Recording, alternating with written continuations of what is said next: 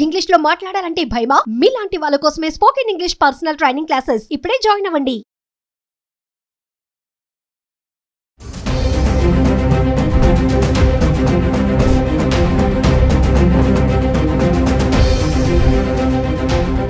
నమస్తే, welcome back to Suman TV. ప్రస్తుతం మనతో పాటు ఉన్నారు consumers affairs committee chairman Mandari Krishna Reddy గారు. నమస్తే సార్. నమస్తే అమ్మా. సార్, బంగారం ధరలు మరి తగ్గిపోతున్నాయి. మహిళలకి ఇది శుభవార్త అనుకోవాలి. స్టోర్స్ అన్నీ కూడా కొంచెం నిండుగా కనిపిస్తున్నాయి. తగ్గుతుంది కదా, కొనుగోలుదారు కూడా ఎక్కువైపోయారు. అంటే ఒకేసారి తగ్గడానికి గల కారణాలు ఏంటంటారు?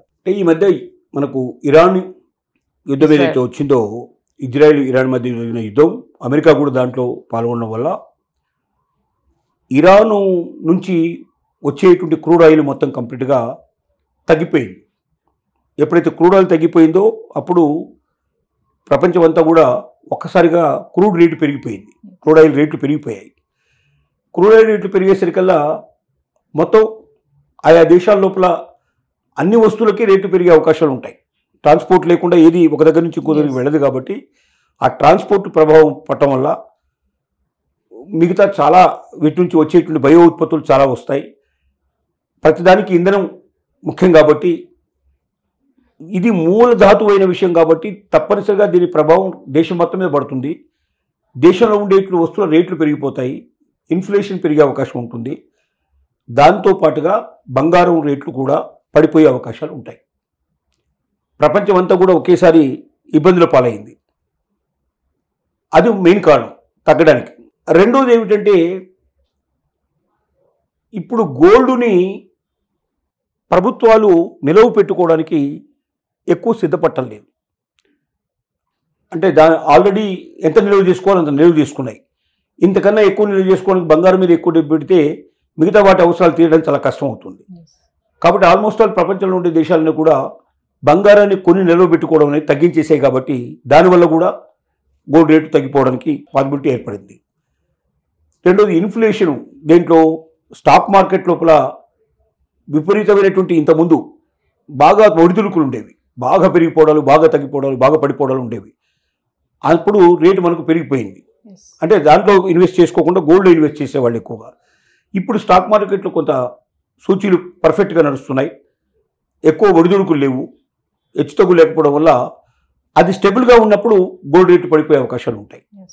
ఇలాంటి అనేక కారణాల వల్ల గోల్డ్ రేటు తగ్గుతూ వచ్చాయి. అయితే మనం చెబుతున్నటువంటి రేట్లలో రెండు రకాలుగా ఉన్నాయి. ఒకటి 24 క్యారెట్స్ ఒకటిను, మనం 22 క్యారెట్స్ ఒకటి అంటున్నాం, 20 క్యారెట్స్ ఒకటి అంటున్నాం. 24 క్యారెట్స్ అంటే స్వచ్ఛమైన బంగారం అని అర్థం. అంటే ఆర్నమెంట్స్ చేయకుండా బిస్కెట్ల రూపంలో కానీ, కడ్డీల రూపంలో కానీ, తీగల రూపంలో కానీ ఇట్లా ఉండేటువంటి దాన్ని మనం స్వచ్ఛమైన బంగారం. అది అంటే దాంట్లో ఏ రకమైన రాగి కానీ ఇంకా ఏది కలవద్దు. దాంట్లో ఆర్నమెంట్ చేసేటప్పుడు తప్పనిసరిగా దాంట్లో కొంత రాగి కలుపుతారు. 6%, 8% వరకు కూడా కలుస్తుంది దాంట్లో. అంతకన్నా ఎక్కువ కలిసే అవకాశాలు కూడా ఉంటాయి ఒక్కోసారి. ఎంతైతే బంగారం లోపల రాగి లాంటిది కలుపుతూ ఉంటారు అంటే కొన్ని నగలు తయారు చేయడానికి కొన్ని రకాలైన వాటిని దాంట్లో కలపడం, కొంత రాగిని ఎక్కువ ఉపయోగించాల్సి వస్తుంది. రాగి కలుస్తున్న కొద్ది 22 క్యారెట్స్ 20 క్యారెట్స్ కూడా మారిపోతుంది. 20 క్యారెట్స్కి వచ్చిందంటే ఇంకెక్కువ కలిసినట్టుగా రాగి. సో ఆ డిఫరెన్స్ ఆఫ్ ది మనకు రేట్లలో కూడా ఆ డిఫరెన్స్ కనపడుతుంది. స్వచ్ఛమైన బంగారానికి మాత్రమే రేటుతోనే పోల్చుకుంటుంది భారతదేశం కాదు, ప్రపంచం అంతా పోల్చుకునే దాంతోనే పోల్చుకుంటుంది. కాబట్టి మనం చెప్పేటువంటి ఈ రేట్ ఏదైతే ఉందో గోల్డ్ రేటు మార్కెట్లో మనకు కనబడేటువంటి రేట్లో ఆర్నమెంట్ రేటుకు వేరుగా ఉంటుంది, తక్కువ ఉంటుంది. అది ఎప్పుడు కూడా ఆర్నమెంట్ రేటుకు దీనికి మధ్యలో 5,000 నుంచి 10,000 రూపాయల మధ్యలో డిఫరెన్స్ వస్తుంది. దాదాపుగా బంగారానికి రేటుకి ఒరిజినల్ రేటుకి మధ్యలో 22 క్యారెట్కి 24 క్యారెట్స్ మధ్యలో అంత డిఫరెన్స్ ఉండే అవకాశాలు ఉంటాయి. కాబట్టి ఆ రేటుతో పోల్చుకొని మనకు బంగారం కొనడానికి పోయి మనం నగలు కొనడానికి పోయినప్పుడు మనకు రేటు తక్కువ చెప్తున్నాడు ఏందని మనం ఆశ్చర్యపడాల్సిన అక్కర్లేదు. దీంట్లో ఆల్రెడీ మనకు దీంట్లో రాగి కలిసింది. రేపు అమ్మేటప్పుడు కూడా ఆ రకమైన రేటే వస్తుంది మనకు. ఆ రోజు ఉన్నటువంటి బంగారం రేటు రాదు మనకు, ఆర్నమెంట్ రేటే వస్తుంది మనకు. అంటే 22 క్యారెట్స్ 20 క్యారెట్స్ ఉండేటువంటి రేటే వస్తుంది. ఇంకొకటి, హాల్ మార్క్ ఉండేటువంటి నగలు మాత్రమే మహిళలు కొనాలి.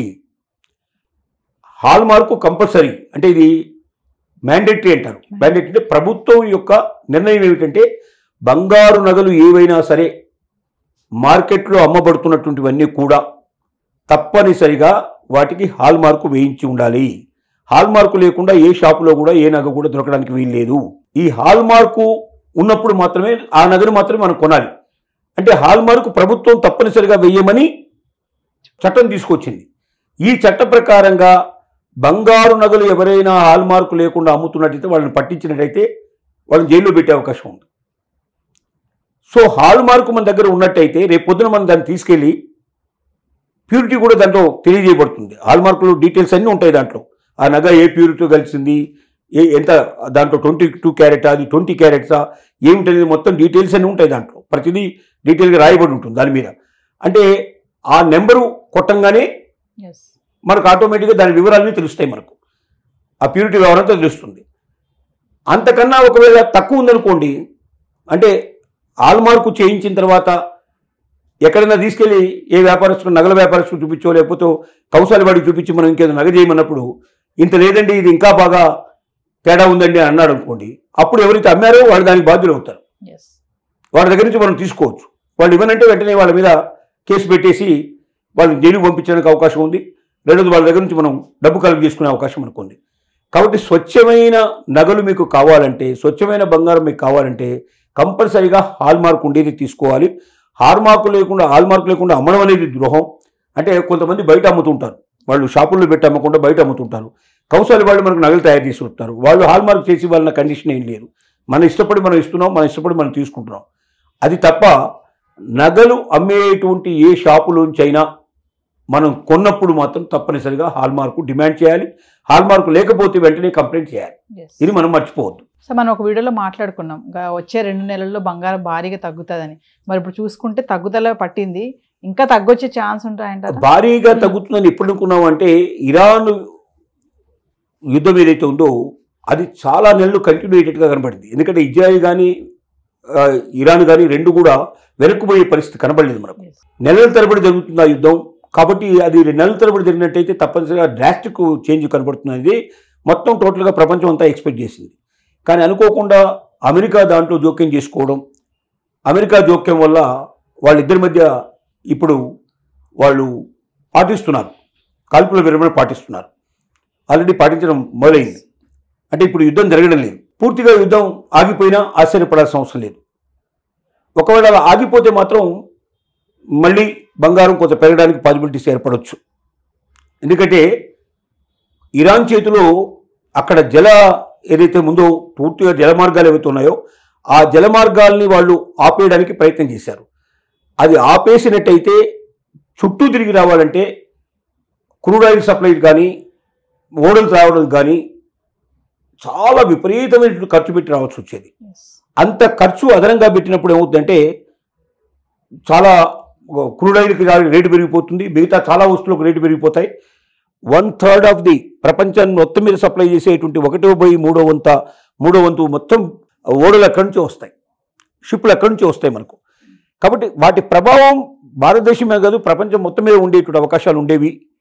కాబట్టి ఇరాన్ యొక్క యుద్ధం, ఇజ్రాయెల్ మధ్య జరిగే యుద్ధం నెలల తరబడి జరిగినట్టయితే తప్పనిసరిగా 2 నెలల్లో డ్రాస్టిక్గా 50,000 తగ్గినా ఆశ్చర్యపడాల్సిన అవసరం లేదని ప్రపంచం అంతా ఊహించారు. కానీ అనుకోకుండా ఇప్పుడు మంచి జరిగి ఇరాన్కి ఇజ్రాయెల్కి మధ్య యుద్ధం జరగకుండా అమెరికా వాళ్ళు ముందుకొచ్చి ఇద్దరి మధ్య సంధి చేకూర్చి కాల్పుల విరమణ పాటించారు. కాబట్టి అంత డ్రాస్టిక్గా తేడా ఉండకపోవచ్చు, కొద్దిగా తగ్గుతూ పోవచ్చు. వారం 10 రోజుల నుంచి మొత్తం వరుసగా తగ్గుతూనే ఉంది కానీ పెరగలేదు ఇప్పటిదాకా. వెండి కూడా తగ్గుతోంది, బంగారంతో పాటు కూడా వెండి కూడా తగ్గుతోంది. కాబట్టి అంత అనుకున్నంత డ్రాస్టిక్గా తేడా రాకపోవచ్చు కానీ డెఫినెట్గా కొంత తగ్గే అవకాశాలు మాత్రం కనబడుతున్నాయి. Thank you.